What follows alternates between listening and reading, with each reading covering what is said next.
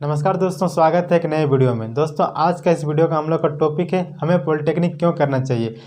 दोस्तों बहुत सारे दोस्तों ने या बहुत सारे आपके जो सीनियर भाई बहन हैं वो आपको कहेंगे कि आप लोग पॉलिटेक्निक कर लीजिए, जिससे आपका करियर अच्छा होगा। दोस्तों आज की इस वीडियो में हम लोग इसी पे बात करने वाले हैं दोस्तों कि पॉलिटेक्निक हमें कब करना चाहिए, क्यों करना चाहिए, कौन कौन से ब्रांच होते हैं, कैसा जॉब मिलता है हमें और क्या उनका फ्यूचर है पॉलिटेक्निक करने के बाद। ये सारा चीज़ हम लोग इस वीडियो पर डिस्कस करने वाले हैं। तो दोस्तों सबसे पहले हम लोग बात करते हैं कि पॉलिटेक्निक में हम किन किन ब्रांच से हम पॉलिटेक्निक कर सकते हैं।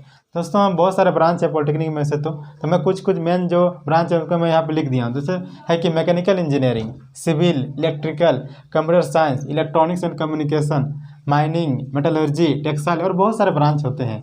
दोस्तों सबसे पहले बात करते हैं कि मैकेनिकल की।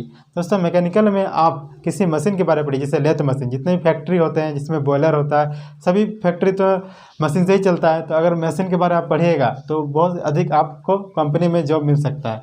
दोस्तों दूसरा है सिविल इंजीनियरिंग। सिविल इंजीनियरिंग जितने भी रोड बनता है या घर बनता है, इसमें सिविल इंजीनियर का जरूरत पड़ता है। अगर आप सिविल ब्रांच से पढ़ाई करते हैं, पॉलिटेक्निक करते हैं, तो आपको बहुत अधिक चांसेस रहता है कि आपको जॉब मिल जाए। दोस्तों तीसरा है इलेक्ट्रिकल। जितना भी इलेक्ट्रिसिटी होता है, जो विद्युत होता है, लाइन को आप देखते हैं, ये सारा इंजीनियर, इलेक्ट्रिकल इंजीनियर होते हैं, ये लोग काम करते हैं। दोस्तों फिर है कंप्यूटर साइंस। दोस्तों ये बहुत ही अच्छा ब्रांच है। कंप्यूटर का जो युग अभी बहुत ही बढ़ते जा रहा है, आप देख रहे हैं कि हर जगह पे कंप्यूटर का प्रयोग किया जा रहा है। तो इसलिए कंप्यूटर साइंस अगर आप रखते हैं तो बहुत ही अच्छा ये एक ब्रांच होगा आपके लिए।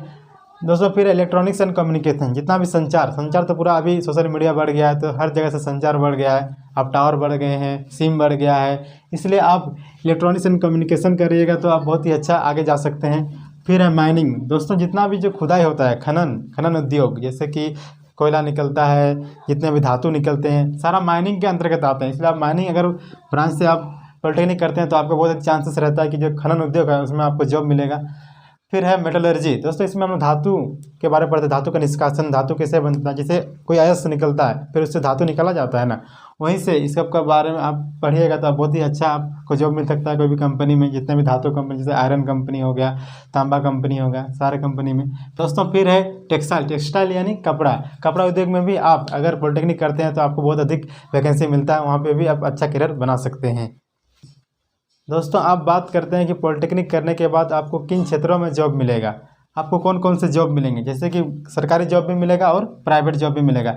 सरकारी जॉब के अंतर्गत हम बात करें तो जैसे रेलवे में आपको जॉब मिलेगा, रेलवे जेई का वैकेंसी निकलता है, एसएससी जेई का वैकेंसी निकलता है, डीआरडीओ में आप जा सकते हैं, इसरो में जा सकते हैं, सेल जो बड़े बड़े कंपनी हैं जिसमें स्टील का निर्माण होता है वहाँ आप जा सकते हैं, बेल में जा सकते हैं, एनसीएल में जो कोल कंपनी है, नॉर्थन कोल लिमिटेड, वहाँ पर जा सकते हैं। डिफेंस में भी आपको बहुत सारे वैकेंसी मिलते हैं पॉलिटेक्निक वालों को। डिफेंस यानी सेना में, थल सेना, जल सेना, वायु सेना, तीनों सेना में निकलता है। साथ अगर हम प्राइवेट जॉब की बात करें तो कंस्ट्रक्शन कंपनी में, जैसे जितना भी रोड बनता है, जितना भी कंपनी है, ये सारे कंपनी जो अधिकतर ये सिविल इंजीनियर को लेते हैं। फिर है टेलीकॉम कंपनी, जितना भी जो संचार वाला कंपनी है वो सारा कंपनी आपको इलेक्ट्रॉनिक्स एंड कम्युनिकेशन वाला अधिकतर जो स्टूडेंट हैं उनको लेते हैं। टाटा ये व्हीकल कंपनी है, महिंद्रा भी व्हीकल कंपनी है जो गाड़ी बनाता है। इन सारे कंपनी में मैकेनिकल ब्रांच का बहुत अधिक डिमांड रहता है, मेटलर्जी का भी डिमांड रहता है।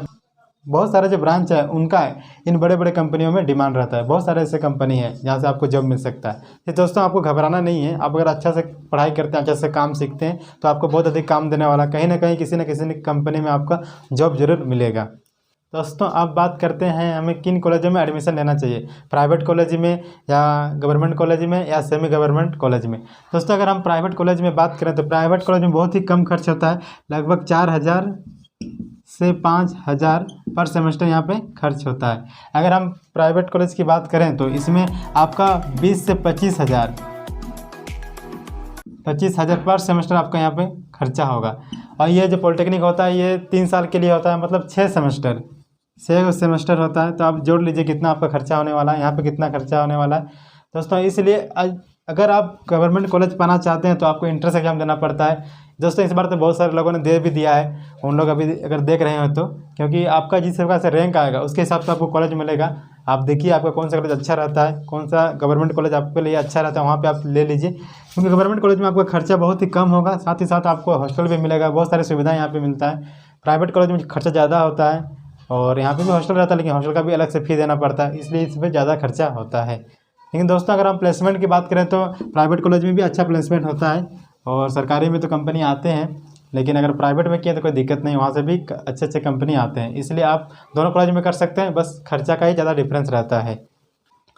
दोस्तों आप बात करते हैं क्वालिफिकेशन की। पॉलिटेक्निक करने के लिए आपको कितना मिनिमम क्वालिफिकेशन चाहिए। दोस्तों आप पॉलिटेक्निक 2 लेवल पर कर सकते हैं, 10th लेवल पर भी और 12th लेवल पर ही। दोस्तों अगर आप 10th लेवल पर करते हैं तो आपको 3 ईयर का लगेगा, 3 साल आपको लगेगा। और अगर आप 12th से करते हैं तो आपको 2 साल लगेगा। यहाँ पे लेटरल एंट्री में आपको प्रवेश होना होगा। ऐसा नहीं कि यहाँ पे आप 10th के लेवल पे अगर आप प्रवेश हो तो आपको भी यहाँ पे भी 3 साल लगेगा, लेकिन अगर आप लेटरल एंट्री से आ रहे हैं तो आपको 2 साल लगेगा। दोस्तों मैं ज़्यादातर जहाँ चाहता हूँ कि आप लोग 10th के बाद ही कर लीजिए, ज़्यादा अच्छा रहता है। क्योंकि 10th के बाद आपका करते 3 साल लगेगा तो आपको क्या मिलेगा, डिप्लोमा का डिग्री मिल जाएगा। दोस्तों पॉलिटेक्निक को ही डिप्लोमा इन इंजीनियरिंग कहते हैं, इंजीनियरिंग का डिप्लोमा है ये।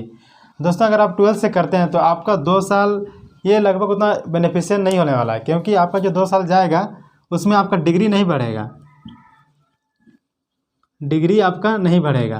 क्योंकि 2 साल में आप रहिए तो आप जितना इंटर का लेवल पे हैं उसी लेवल पर रहिएगा, डिप्लोमा वही लेवल का है। अगर आपको इससे आगे जाना है तो आपको बीटेक करना होगा। अगर आप 12th हैं तो मैं रिकमेंड करता हूं कि आप बीटेक में एडमिशन लीजिए, ये ज़्यादा अच्छा रहेगा। क्योंकि आप यहाँ 2 साल लगाइए, इससे अच्छा है कि आप बीटेक में चले जाइए। क्योंकि सबसे खासियत बात यह है कि बीटेक वाले जो होते हैं आजकल अधिकतर वैकेंसी में डिप्लोमा वाला की जगह पे बीटेक वाला को भी ले लिया जाता है। मतलब जो डिप्लोमा वाला का जो वैकेंसी है उसमें बीटेक वाला भी अप्लाई कर सकता है, लेकिन बीटेक वाला का वैकेंसी में तो डिप्लोमा वाला अप्लाई नहीं कर सकता है। इसलिए अगर आप बीटेक कर लेते हैं तो आप डिप्लोमा का भी वैकेंसी भर सकते हैं। इसलिए आप 12th किए तो बीटेक ही कीजिए, 12th के बाद आप डिप्लोमा कीजिएगा तो आपके लिए ज़्यादा उतना फ़ायदा नहीं होने वाला है। और दोस्तों अगर आप 10th से डिप्लोमा कर रहे हैं तो आपको मैं रिकमेंड करता हूँ कि आप डिप्लोमा के बाद बीटेक भी कर लीजिए। अगर आप डिप्लोमा से बीटेक करना चाहते हैं तो आपको वहाँ पे 3 साल ही लगेगा। बीटेक ऐसे तो 4 साल का होता है, लेकिन अगर आप डिप्लोमा से जाते हैं तो आपको 3 साल में ही हो जाएगा। और अगर मैट्रिक से गए हैं तो डिप्लोमा के बाद बीटेक किए, बहुत ही अच्छा रहेगा। क्योंकि उसमें आप ज़्यादा वैकेंसी भर सकते हैं और बीटेक का बहुत सारा फ़ायदा भी है। बीटेक में आपको डिग्री भी मिल जाएगा, ग्रेजुएशन का डिग्री हो जाता है और बहुत सारे वैकेंसी में आपको अप्लाई करने का मौका मिलेगा। और डिप्लोमा का जो वैकेंसी है उसमें भी आप बीटेक वाला तो भर ही सकते हैं, बस डिप्लोमा का भी आप भर सकते हैं, बहुत ही अच्छा बेनिफिशियल रहेगा। लेकिन अगर आप 12th से जाते हैं तो ये आपके लिए थोड़ा दिक्कत हो सकता है, क्योंकि 12th के बाद आप 2 ईयर लगाइएगा डिप्लोमा में, उसके बाद आप बीटेक कीजिएगा तो बहुत लंबा प्रोसेस हो जाएगा। इसलिए आप सीधे 12th किए तो सीधे बीटेक कर लीजिए, ज़्यादा आपके लिए अच्छा होगा। दोस्तों डिप्लोमा करने का फ़ायदा ये है कि डिप्लोमा करने के बाद आपको तुरंत जॉब मिल जाता है। कोई भी कंपनी आपको 10,000 से 15,000 तक का जॉब दे देता है। यहाँ पे आपका ट्रेनिंग होगा, अच्छे से सीखिएगा, उसके बाद आपका जो सैलरी हो 25,000 से 30,000 तक बढ़ सकता है, इधर आगे बढ़ते जाता है। इसलिए आप डिप्लोमा करते हैं तो बहुत ही अच्छा होगा आपके लिए। अगर आपको जल्दी जॉब चाहिए तो आप यहाँ से कर सकते हैं।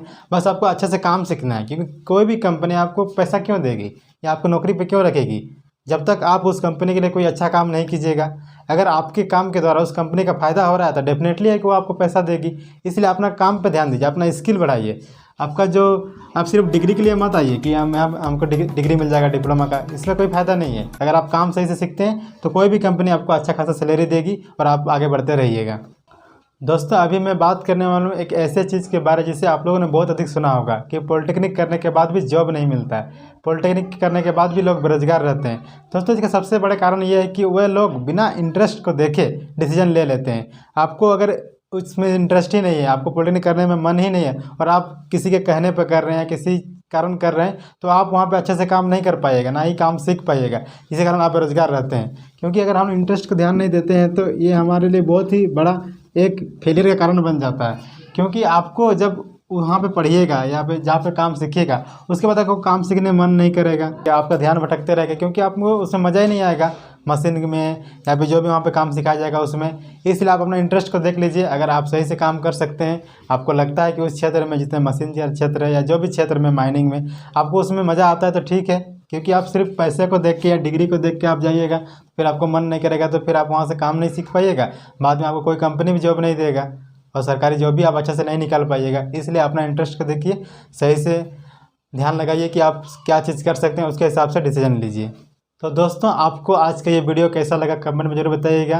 अगर वीडियो अच्छा लगे तो वीडियो को लाइक कीजिए, चैनल को सब्सक्राइब कीजिए और आपका कोई भी डाउट है, कोई भी क्वेश्चन है तो कमेंट में लिखिए, मैं उसका जवाब जरूर दूंगा।